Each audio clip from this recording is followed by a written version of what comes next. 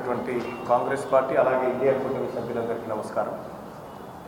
పట్టభద్రుల ఎమ్మెల్సీ ఉప ఎన్నిక, ఈ ఉప ఎన్నికను క్రియేట్ చేసినటువంటి బీఆర్ఎస్ పార్టీ ఓవైపు ఈ ఏడాదికి 2 కోట్ల ఉద్యోగాలు ఇస్తామని చెప్పినటువంటి భారతీయ జనతా పార్టీ మరోవైపు ఇక్కడ అభ్యర్థులను నిలబెట్టింది. ఏ అర్హత లేకుండా అసలు పట్టభద్రుల ఓట్లు అడగడానికి రవ్వంత హక్కు లేనటువంటి పార్టీలు ఇవాళ మేము ప్రశ్నించే గొంతుకలని చెప్పి వాళ్ళిద్దరిని ఇద్దరిని గోలిస్తూ ఉన్నారు. వాస్తవానికి సోదరులారా, ఈ ఎన్నికల్లో ఏ ఎన్నికల్లో అయినా ప్రజలే పెద్దవాళ్ళు, ప్రజలే గొప్పవాళ్ళు, పట్టభద్రులే మేధావులే గొప్పవాళ్ళు. కాబట్టి వాళ్ళు మేధావితనంతో ఆలోచిస్తారు. కాబట్టి వాళ్ళ ప్రతినిధిగా ఎవరు ఉండాలనేది వారు నిర్ణయించుకుంటారు. సో అందులో భాగంగానే ఇవాళ ఎక్కడికి పోయినా ప్రజలందరిది ఒకే ఒక్క మాట, మళ్ళా పోయినసారి అన్యాయం జరిగిపోయింది, మళ్ళా పోయినసారి పొరపాటు జరిగిపోయింది, ఈసారి అది రిపీట్ కానివ్వమనేటువంటి మాట చెప్తా ఉన్నారు. వాళ్ళందరూ కూడా పట్టభద్రులందరూ కూడా పేరు పేరున నమస్కారం తెలియజేస్తా ఉన్నారు. అలాగే హైదరాబాద్ నుంచి ఈ వరంగల్, నల్గొండ, ఖమ్మం పట్టభద్రుల ఎమ్మెల్సీ ఉప ఎన్నికను మానిటరింగ్ చేస్తున్నటువంటి కోఆర్డినేషన్ కమిటీకి అలాగే అందులోని సభ్యులందరికీ మరోసారి ధన్యవాదాలు తెలియజేసుకుంటూ, ఈ రాబోతున్నటువంటి 27 తారీఖు రోజు ఉప ఎన్నిక ఉంది.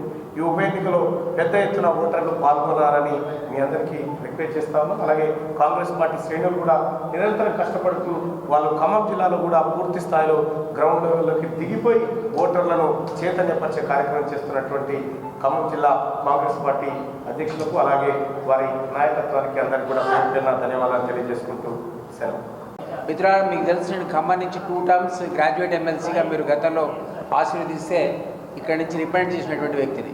సో కాంగ్రెస్ పార్టీ ఒక కోఆర్డినేషన్ కమిటీ అని వేసి ఎలక్షన్స్ గురించి నన్ను దానికి కన్వీనర్గా పెట్టి మన కత్తి వెంకటస్వామి గారు దాంట్లో మెంబర్, ఇంకొక 5 సభ్యులు ఉన్నారు.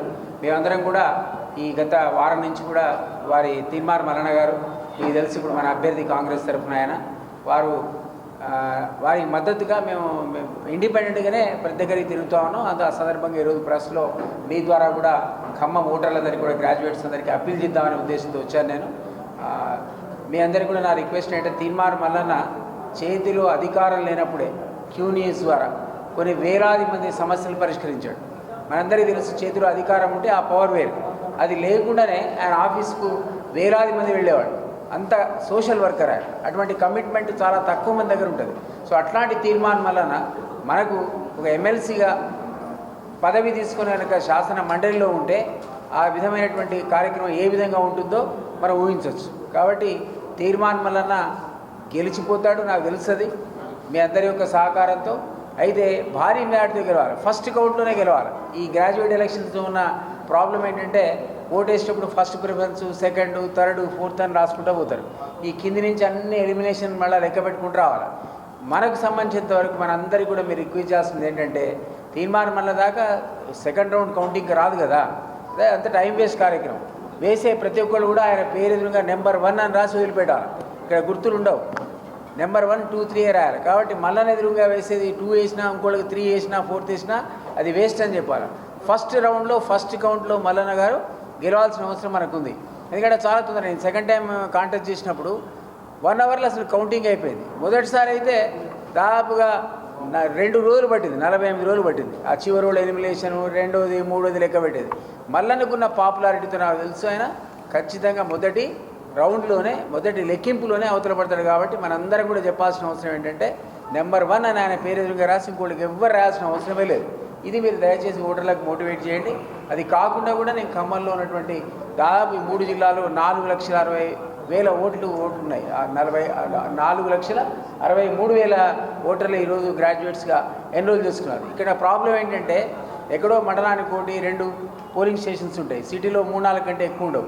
ఈ ఓటర్ని పోలింగ్ స్టేషన్ తీసుకుపోవడం అనేది చాలా కష్టమైనటువంటి పని. రిజిస్ట్రేషన్ చేసుకుంటారు కానీ రారు. ఇప్పుడు ఉన్నటువంటి మన నాయకులందరి యొక్క బాధ్యత ఏంటంటే, ఎవరెవరైతే ఓటర్ రిజిస్టర్ చేసుకున్నారో ఐడెంటిఫై చేయడం, కాల్ సెంటర్ నుంచి అందరికీ కాల్స్ పోతే, రిక్వెస్ట్ పోతాయి. అయినా కూడా అందరికంటే లేజీ ఉంటాడు, చదువుకున్నాడు, ఆ మాట అనకూడదు. ఎందుకంటే ఓటు మామూలు వాడైతే నా ఓటు ఎట్లా తీస్తావు అని కొట్లాడతాడు, నేను విషయం దానికి వస్తా అంటాడు ఓట్లు లేకపోతే. గ్రాడ్యుయేట్ వచ్చేవరకల్లా, చదువుకున్నాడు వచ్చేవరకల్లా నా ఒక్క ఓటుతో అయ్యేది అనుకుంటాడు. ఆ విధంగా కాకుండా మల్లన్న భారీ మెజారిటీతో గెలవాల్సిన అవసరం ఉంది కాబట్టి నేను మీ అందరికీ మీ ద్వారా గ్రాడ్యుయేట్స్ అందరికీ కూడా ఖమ్మం జిల్లా వాళ్ళందరికీ విజ్ఞప్తి చేస్తున్నా. మీరందరూ దయచేసి ఆ రోజు పోలింగ్ స్టేషన్ పోవాలి, మీ బంధుమిత్రులకు చెప్పాలి, తెలిసిన వాళ్ళకి మినిమం ఒక్కొక్క ఓటర్ 100 మందికి ఫోన్ చేసి ఆయన భారీ మెజారిటీతో గెలిపించాలని విజ్ఞప్తి చేస్తూ ఈ సందర్భంగా మల్లన్న గారిని ఒక మాట మాట్లాడుతున్నారు.